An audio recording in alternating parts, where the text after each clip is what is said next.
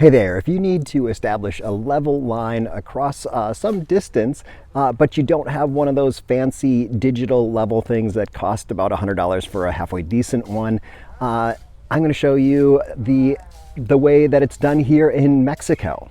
I'm Brighton West and I have a house down in Mexico and another one up in Portland, and we're having some construction work done here, and I thought it was really great how the architect and the construction workers, how they were able to establish a level line for all the different levels of our future patio area. What they did was they took a long tube, and you can just get a long tube on Amazon, so much cheaper than a digital level, and fill it with water most of the way.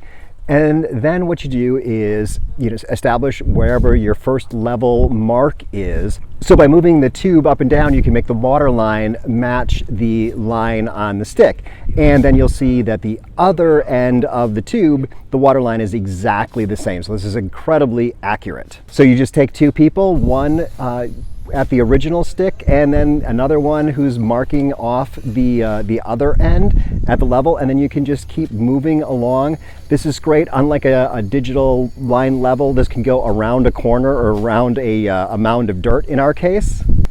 And if you want to make it a little bit easier to read, you can drip a little bit of food coloring in there so it's a little easier to see the line.